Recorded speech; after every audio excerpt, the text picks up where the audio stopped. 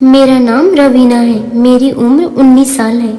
मेरा एक छोटा सा गांव है जहां लगभग खेतीबाड़ी होती है। मैं काफ़ी सुंदर लड़की हूँ। मेरा रंग गोरा और मेरी लंबाई 6 फुट 2 इंच है। वैसे तो मेरा मन करता है कि शादी हो जाए, पर मम्मी पापा पढ़ाई पर ज़्यादा जोर दे रहे हैं।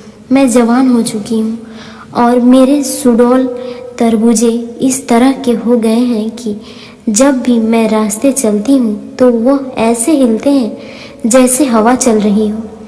मैं ज़्यादातर कमीज़ पहनती हूँ क्योंकि थोड़ा गरीबी के चलते मैं अच्छे कपड़े नहीं ले पाती, इसलिए बिना कमीज़ डाले मैं खेतों पर भी निकल जाती हूँ। खेतों में ज़्यादातर लोग कम ही होते हैं वैसे, और वहाँ सुनसान जगह होती है, तो मैं अपने खरबूजा पर कई बार निगाह डालती हूँ और उन्हें अपनी उंगलियों से खेलती हूँ और मुझे अच्छा लगता है। वैसे तो माँ बाप को कभी खेत पर काम के लिए नहीं भेजते, लेकिन मुझे खेतों पर जाना अच्छा लगता है।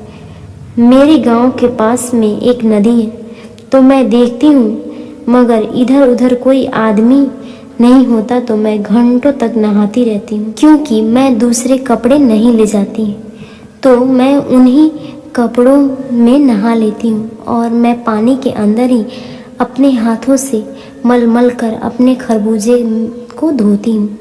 क्योंकि मैं अपने खरबूजे से ज़्यादा खेलती हूँ, तो वह काफ़ी विकसित हो गए हैं और मेरे खरबूजे देखकर मोहल्ले के लड़के तो जैसे मर ही गए। वह मुझे देखते हैं तो सीटी मारते हैं। कई लड़के तो ऐसे हैं जो मेरे चेहरे की तरफ कम और मेरे खरबूजे की तरफ ज़्यादा ही देखते रहते हैं। एक बार मैं जल्दी से घर से निकली क्योंकि मुझे नहाना था और मेरे नल में पानी नहीं आ रहा था, तो मैंने सोचा जाती हूँ खेत में घूम लूँगी और नहा भी लूँगी। मैं जल्दी से जा रही थी। मेरे घर के पीछे एक तिराहा टाइप का बना हुआ था जहाँ से एक रोड शहर की तरफ निकलती थी, तो एक रोड मेरे खेत की तरफ। मैं खेत की तरफ मुड़ी तो रामू उधर से भागा आ रहा था और मेरी टक्कर हो गई। अब उसकी दाईं कोहनी मेरे खरबूजे पर ऐसी लगी कि मुझे दर्द होने लगा और मैं एक पल के लिए उनको पकड़कर बैठ गई। अब वह वापस आया और बोला, चोट लगी क्या? तो मैंने उसको थोड़ा सा गुस्से में बोली, हाँ सॉरी बोलकर वह मुझे बोला, बताओ कहाँ पर लगी है। अब मैं उसको कैसे बताती कि मेरी चोट कहाँ पर लगी है, लेकिन मेरे दोनों हाथ मेरे खरबूजे पर थे, तो वह समझ गया कि चोट कहीं वहीं पर लगी है। फिर मैं उठकर खेत पे चली गई और गर्मी बहुत ज़्यादा थी, तो मैंने सोचा नहा लेती हूँ, पर उस दिन मैं अपना दुपट्टा लेना भूल गई थी, तो मैं ऐसे ही चली गई। रास्ते में चलते हुए मेरा शरीर हिल रहा था, तो मेरे खरबूजे आपस में टकरा रहे। मैं बार बार उनकी ओर देखती तो मुझे शर्म नहीं आती और अच्छा लगा। मैं लंबे पाँव चलकर नदी के किनारे पहुंच गई और नदी में घुस गई। अब पानी के अंदर मेरा शरीर और मेरी नाजुक उंगलियां मेरी छोटी सी चिड़िया पे थी। क्योंकि मुझे उस दिन कुछ हो रहा था, तो मेरा मन किया कि कहाँ जाऊं, तो मैं इसलिए नहाने आई थी और पानी के अंदर मेरा पूरा शरीर था, तो मैं जड़ से अपना दायां हाथ अपनी चिड़िया पर रखकर अंदर बाहर करने लगी। अचानक नदी के किनारे की तरफ किसी की आवाज़ सुनाई पड़ी, तो मैंने देखा कि रामू किनारे पर खड़ा हुआ मुझे पुकार रहा था। वह मुझसे कह रहा था, पानी ठंडा है, ज़्यादा मत नहाया करो, ठंड लग जाएगी। मैं उसको देखकर मुस्कुराई। उस समय मेरा हाथ मेरी चिड़िया पर था और मुझे अच्छा लग रहा था। एक दिन पहले ही मैंने अपनी चिड़िया को साफ की थी, तो फिर काफ़ी सॉफ्ट लग रही थी। मैंने उसको पानी के अंदर से बोली, तबीयत खराब होने से नहीं डरती और मैं रोज़ नहाती हूँ, तुम डरो मत, नहा लो। अब काफ़ी शर्मा गया। वह जानता था कि एक लड़की नहा रही थी और एक लड़का डर रहा था, तो वह भी अपनी बनियान निकालकर पानी में कूद गया।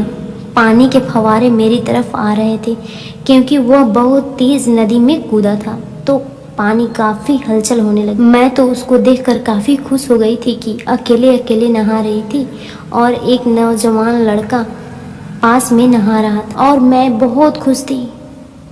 उसकी मजबूत बॉडी इतनी गोरी चिट्टी थी कि जैसे वह जिम करके आया हो। मुझे तो बार बार उसी को देखने का मन कर रहा था। मैंने उसको ज़्यादा आवाज़ दी, थोड़ा आगे से आ जाओ।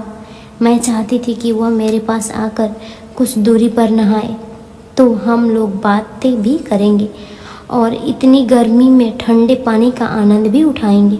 और वह जैसे तो किनारे पर नहाने का आदी था क्योंकि उसको तैरना नहीं आता था और मुझे तैरना आता था, इसलिए मैं डरती नहीं थी और कहीं पर भी कूद जाती थी। मेरा मन ज़्यादा उत्साह से भर गया और मैं उत्तेजित हो रही थी, इसलिए उसको पानी की ओर बुला रही थी, पर वह तो आने को तैयार नहीं था। मैं गुस्से में पानी से बाहर निकली और हल्के हल्के हाथों से अपने कपड़े निचोड़े।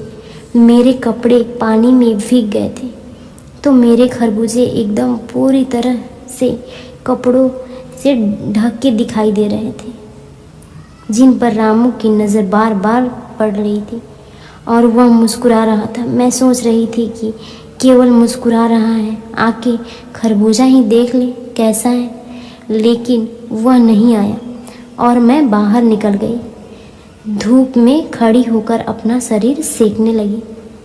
मैंने खुद को धूप में सेका और रामू से बोली, अब तो निकलो पानी से, नहा लिए क्या? तो वह भी निकलने लगा।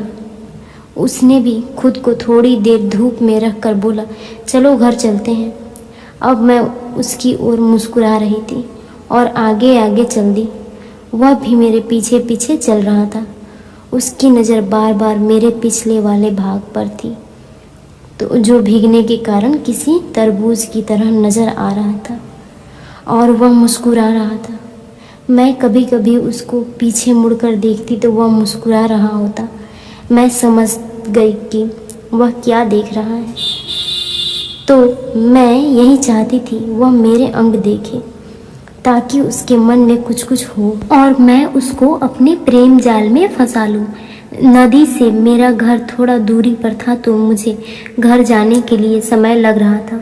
हम दोनों भीगे हुए थे, लेकिन वह रामू का भी मन करने लगा था। तो एक पेड़ के नीचे रुकी और उस पेड़ के नीचे एक बहुत बड़ी झाड़ी थी।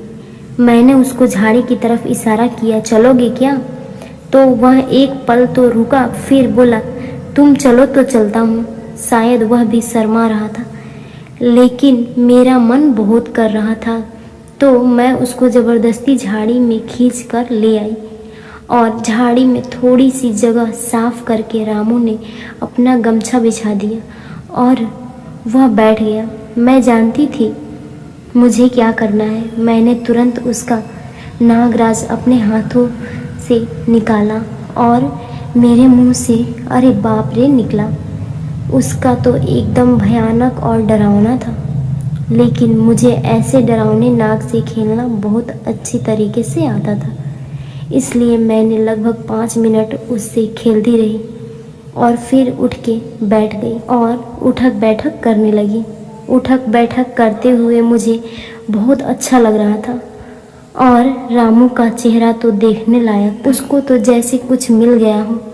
उसकी आंखें बंद हो गई थी, लेकिन वह मज़े में डूबा हुआ था और मैं 10 मिनट तक उठक बैठक करती रही और फिर मुझे भी पूरी संतुष्टि मिली और मैं हट गई और बाहर आ गई और हम दोनों अपने अपने घर चले गए। तो दोस्तों, ऐसे ही मज़ेदार कहानियाँ सुनने के लिए हमारे चैनल को सब्सक्राइब करें। धन्यवाद।